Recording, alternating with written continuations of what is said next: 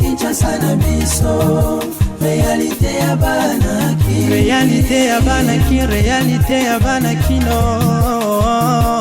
nazali esengo ko présenter bino magazine ya KNB News moko na lelo po bozalaka toujours rebelle na monde entier bolingaka Kinshasa na biso pona kopesa bino ba information ya République démocratique du Congo mbote na ba nyonso bazuli baku ya kolanda KNB News ya mokolo na lelo na tomeli bino bolandi malamu. Tika to fongola édition ya moko na lelo na communiqué oyo société civile ya Nord Kivu bazali ko dénoncer na ndenge ba militaire ya Uganda ba koti na Est République démocratique du Congo nyoso wana kaka po ba soutenir ba M23 ba détail na reportage oyo. Munguna ya Congo asi ayebana congolais aza toujours koéveiller pour na ko surveiller mabele na ye. Na tongo ya lobby mardi 30 janvier 2024 na province ya Nord Kivu, basoda Ugandais bayebaki na kokota na mabele na biso ba congolais. Na yango esengeli boy baete bazalaki na minduki ya minene oyo bayebaki na kokota na yango na kati ya mabele ya République démocratique du Congo. Bakotelaki na frontière na ngambo ya Kitagoma na regroupement ya Busanga na chefferie ya Bwisa na territoire ya Rutshuru. Na yango esengeli boy baete basoda Ugandais baye kaka ko soutenir ba rebelle ya M23 oyo bazalaka soutenir na Rwanda. Population ekoma kolala na ngonga ya 18h pe kolamuka na tongo ya 6h du matin. Soki o respecté mibeko na bangote okolia fimbu na ndenge ya kosakana te bazali ko violer ba mama pe bilenge. Na yango bilenge ya territoire ya Rutshuru basengi na bakonzi na lombango bayeba na retrouver solution na makambo oyo pamba te milimo ya bakongolais nde ezali kokufa. Kinshasa eleki partout. Population congolaise bazali kozela nini pona ba éli nationaux oyo baye na tina ya législatif oyo ya 2024 kino 2028 bazala kibongo na micro ya KNB.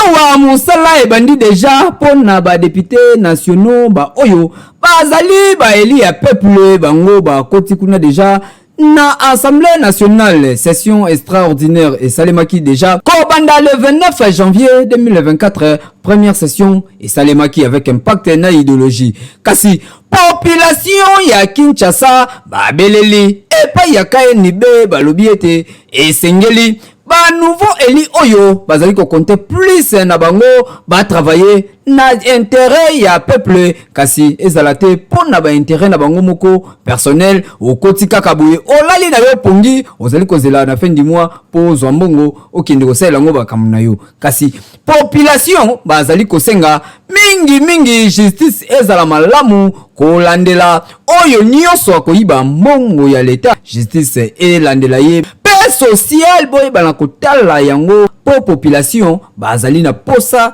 ya social na bango ezala kitoko ba vivre pe malamu balia malamu balata malamu surtout bato ya 3e âge basengi na bino ete esengeli kolandela loi oyo et chama na Nations Unies pona kokipe to pe kobatela ba personne ya 3e âge bazali bongo na micro ya KNB balobi boy elo to senga kaka transparence ezala et puis bas mingi sur eloko moko o biso population to zela eza social eza corruption surtout corruption Congo so ka corruption batelemeli yango bo mona te mamu to kwa yango na biso na KNB to transmettre message yo oyo esika ozali yoka yeba pe loko sala po population bazali na posa bazala à l'aise.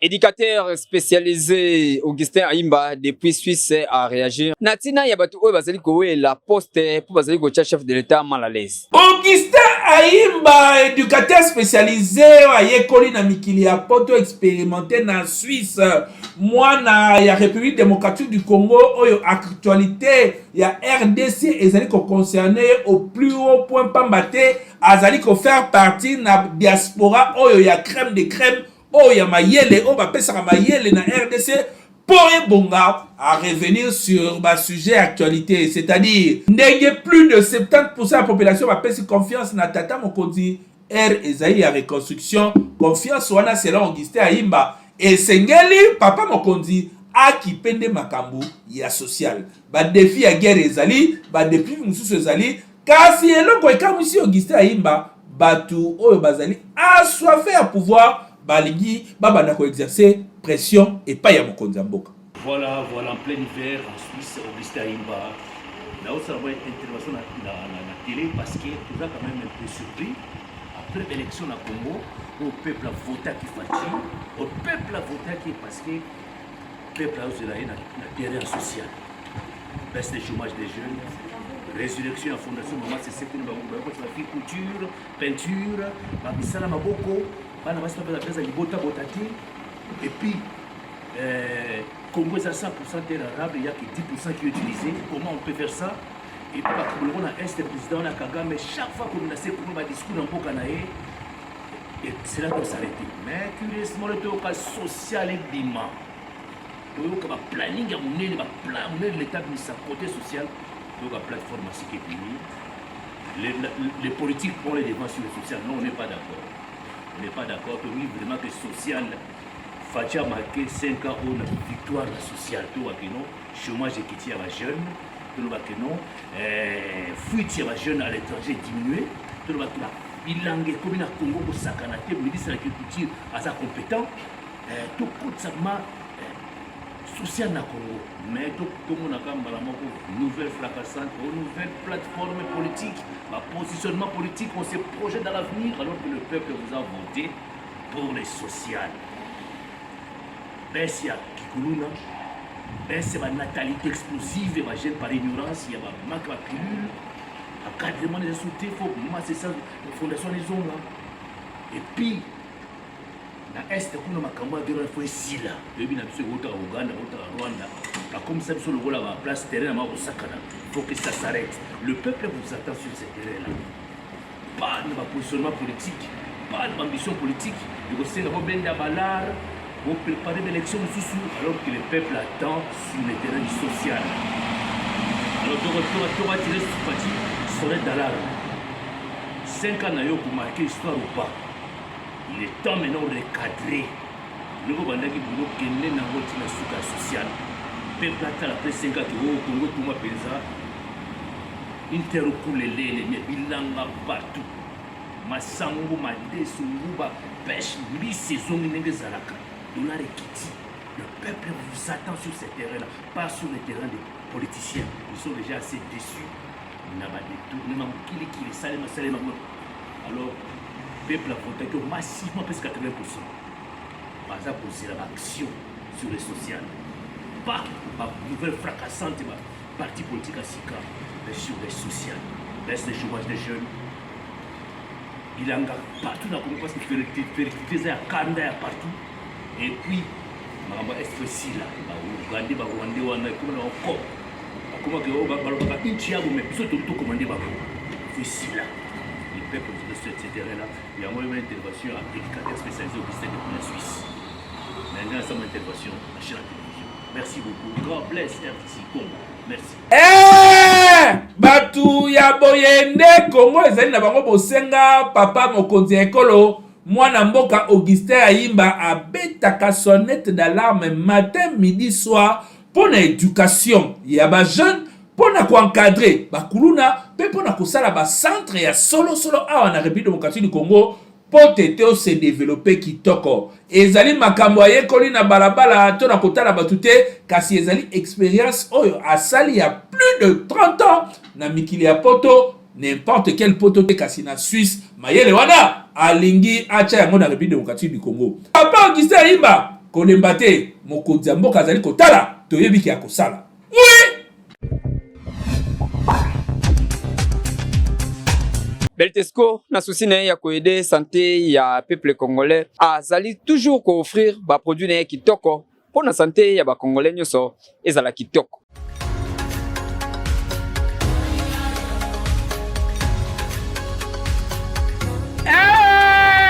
Nalia Cornebef uti Beltesco te nalia Cornebef nini lisusu Texas yango yo Beltesco yeli lisusu bana Kinshasa ngombe na ngombe latadi ya ngombe cornebef oyo okoki kolia yango onalipa na spaghetti na formule nyonso oyo bana Kinshasa bayebi. Cornebef ya solo lata ya ngombe Texas esalami ya munene pe ya mukie nyonso na ndenge ya kantite oyo kolinga kolia na yo na libota na yo.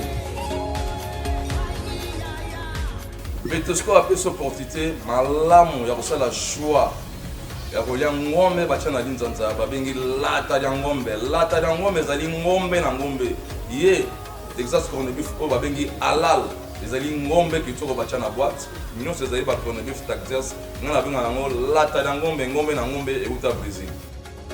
Bokanisi esili tente Betesco ayeli bino lata ya ngombe mususu na kombo ya Oxford elengi nango deja batia matungulu na kati okosepasa lisusu eloko te musuni balambela deja bien na mundele otie kaka na sani mbala moko na loso to na spaghetti to na fufu nyonso ndenge okolinga kolia yango to na lipa ekoleka kitoko. Corned-beef Oxford ezali corned-beef oyo eyebani kongo mobimba mpona nini po à la seule différence ezali mundele esa atiela oyo deja matungulu na kati yaza na matungulu na ye deja na kati yo kosala so dépense mosusu te euta mboka Brésil balamba ngo kitoko okoki kochauffe yango te otie na sani aza misuni azali kobimisa yo saveur ya ngombe azali kobimisa yo odeur ya ngombe ata osukoli maboko te otamboli na balabala mozayebi deja koliaki ngombe mpona nini pote yango ezali qualité supérieure. Ya boye nanu ezala te kolia malamu biloko ya qualité surtout ba corned-beef oyo wuti na Brésil cadeau signé Betesco oyo azali koassure toujours sécurité ya kolia na bino kolia kitoko santé kitoko libota mobimba elengi na elengi ekeyo oui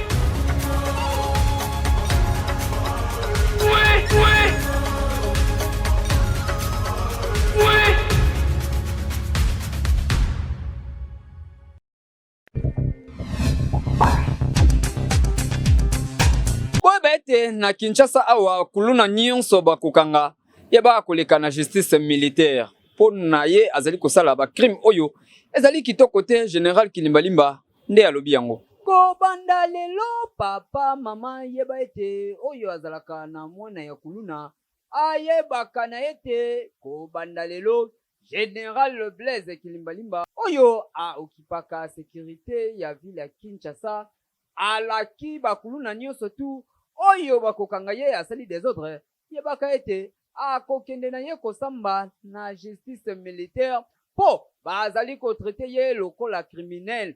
Bino ba oyo boyokaka te mosala na bino kotiaka population mal à l'aise ya pamba pona baeloko ezanga ntina koyela telefone to pe kaka ongai ndekolo mabele omusala na yo kokataka baninga matoi kokataka baninga bapota na nzoto. Yebaka ete Général Blaise Kilimbalimba alaki bino ete bokokende kosamba lokola ba criminel. Pour les Kuluna, je vous dirais que c'est un phénomène qui existe depuis toujours, mais comme c'est un phénomène social, il faudrait que ces problèmes sociaux soient réglés. Mais aujourd'hui, la police est en quête de ces Kuluna pour les placer là où ils doivent être. La lutte contre eux, la police est en train de les traquer par plusieurs opérations qui se sont annoncées et qui continuent. Le transfert des Kuluna Kanyamasika CC, c'est l'une des solutions. C'est-à-dire, c'est dans le cadre de la réinsertion sociale, ils vont apprendre les métiers, les processus continuent. Mais il y a une programmation. Kanyamaka CC est considéré comme un centre. Les centres doivent avoir les instructeurs et là, comme c'est agro-pastoral, il doit avoir tout le nécessaire. Ce n'est que lorsque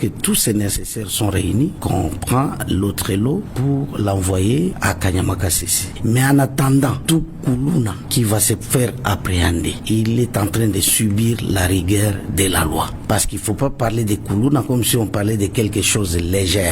Les Kuluna, c'est un phénomène qui demande qu'au grand mot des grands remèdes. C'est-à-dire qu'il y a des infractions qui sont en train de commettre. Et on a fouillé dans la loi, on les a trouvés quelque part. Où lorsqu'ils terrorisent, lorsqu'ils coupent le cerveau de quelqu'un, vous voyez ces types de terreur. Et ces gens sont aujourd'hui transférés à la justice militaire pour qu'ils subissent la rigueur de la loi. Kobanda lelo ezali bongo. Etali yo papa maman oyo abateli mwana te.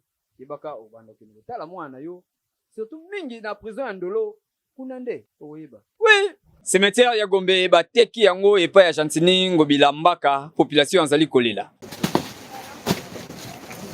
Nani ateki cimetière ya Gombe makambu to bande koboya depuis époque ya papa Cessé tina ba o nyonso bakotaki pona kosala prédation ya biloko ya l'État pe mokolo ya lelo Kinshasa ezali kokeneka na ko se dégrader nzokande makambu ya soni ezali ko continuer kosalama nani ateki cimetière ya Gombe alors que André Kimbuta na époque azalaki gouverneur ya ville province ya Kinshasa bakangaka cimetière oyo peti mokolo ya lelo nanu ba désaffecta yango te kasi cimetière ya Gombe e continuaka kokunda bibembe moko likolo ya mosusu na système ya chaboye c'est-à-dire mutu basi bakundaki kala bayeba matiki kaka batie kavo mosusu likolo bakundi mutu mosusu ezali makambu ya soni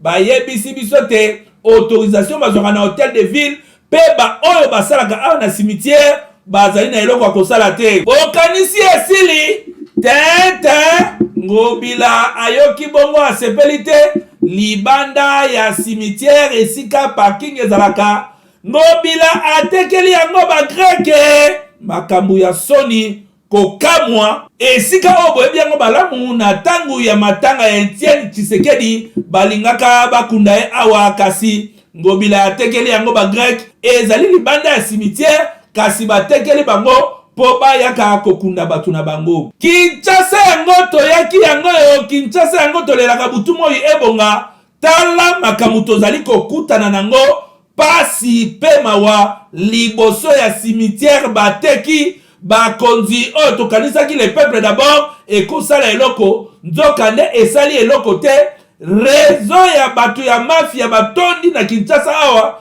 bitekateka bali komona espace verte papa Ngobila awa esi etekami toloba kaka Faci Beto to batu ya Kabila bazali ko continue kocha bakal Santo Thomas Buka Mona Buka Kwikila oyo azali na Kinshasa tokoyeba ndenge dossier ekosuka keyo Na commune ya Maluku accident moko esalemaki mokolo ya mardi mutuka oyo esili frein kosuka na nzoto ya baweyo apena population bazalaki wana pasi pe mawa awa bapesi biso ba détail yango contrôle technique oyo esalemaka awa na ville ya Kinshasa pona kotala eta ya bamituka ekenda wapi to pe esalemaka kaka balekisaka moto opesi mwa eloko mbala moko balekisi yo sanke basala contrôle technique bino moko botala ka oyo ekomeli population na commune ya Maluku likolo ya camion oyo ezali kotambola kasi frein ya malongwa ezali te ekoma kaka na Maluku boye elokoti population na ndenge ya kosakana te mituka oyo ezalaki wana na ba monteur bango yeyo bino moko botala plus de dizaines personnes oyo bayibi na kokufa wana ezali bongo bilan provisoire oyo epesami kasi ezali mabe makasi mituka ya boye etambolaka bisika bato bazali po eta na yango ezali nanu ya malamu te awa l'État congolais soki balanse kaka contrôle technique okomona mituka misusu ezali na yango na eta ya biete ata kotala yango na misu kaka boye okomona ke mituka oyo ezalaka na frein malonga te ezali na eta ya biete po epave na yango deja ezali kolakisa surtout mingi mituka oyo ekendaka na nzela ya menkau pona kosomba makala soki otali yango soki kakenge telema muke okomona mutu moko akimi mbangu azwi kal atie na se wana po mutuka etelema kasi ezali kotambola na kati ya capitale tala dega oyo ekoze epai ya population epesi pasi na mabota oyo babungisi bato l'État congolais esengeli bosala mosala na ndenge oyo esengeli po population pe esengeli azala na sécurité Kinshasa eleki partout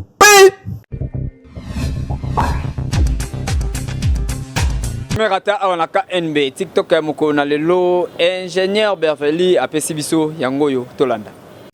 Ah, yalo oui. Omoni ke mutu asate. Abasali abandonne poste. Oi, peda front pas poste. Oh, vraiment non.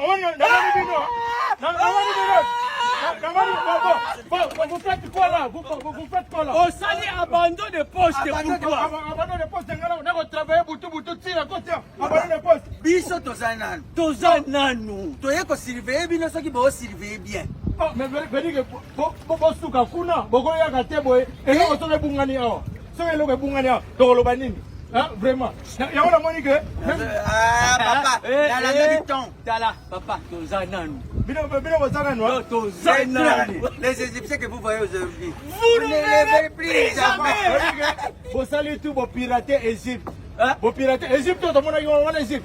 Oh, il y a Pharaon. Vos piratés Égypte. Oui, il y a Égypte, il y a Pharaon. Il y a Pharaon. Il y a Pharaon. Pharaon là, tu chemise ya donge bongo. Pharaon tu es Pharaon. Là, tu chemise à donge. Voilà Pharaon. Ça qui a ta chemise, t'es même t'as ta. Pharaon là, bongo. Kofi, tozanan. Eh, monsieur, restez là. Mohamed Salah. Aïe, attends mal te. Oh, ton mon aguiwana. Babengi, barabi papa sonne ça mon nene. Tigala na yo. Papa, même il a pas si donner les bondis na KMP. Parce que tu as raison. Bito pas le match. Toi il biso tout na elbow à ton mon match va dire il to 7 étoiles. Coucou souvent ngenoni. Oh vraiment viens nga tout là en place au la match. Égypte va les pirater papa. Et là tu yebe bisa yo pe fungola mutema Kofi. Kofi fungola mutema n'hésitation. Au fond du côté droit. Fungola côté gauche. Ndé bino mo boza teme. Mo bato ne ba bimaka tongo. Yo zonga.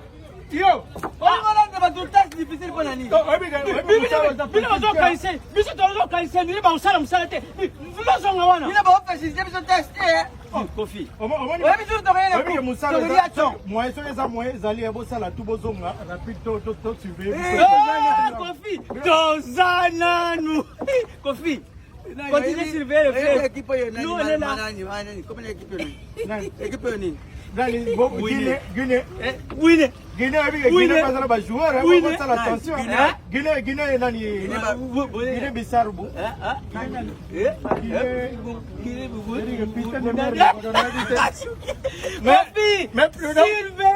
mais avant boya ka botunaka so ibo moni ke boko moyaka to ninga ça la surprise mais ça surprise na ko lobana Jonas Ominga la porte de paradis na webi sai ke boya ki mais musala zo mona il faut continuer toujours donc prochainement bon tu me mets na Côte d'Ivoire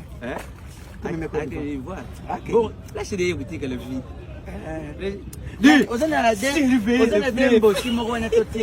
ça ata de balari aluka veut vraiment Kofi bon tika na sala musala Kofi tozana noir continue papa toko umbela on est ensemble basomi banda kuna Côte d'Ivoire Continuez toujours. Nazalaki na sengo ko présenter bino édition ya KNB News moko na lelo po bozalaki ebele. Tika to pesa merci na équipe technique oyo et travailler na biso mokolo ya lelo. Po bomo na biso pe bozwa ba elema oyo na banda kuna bino. Ngai na bino to mona ni bongo lobby. Magazine.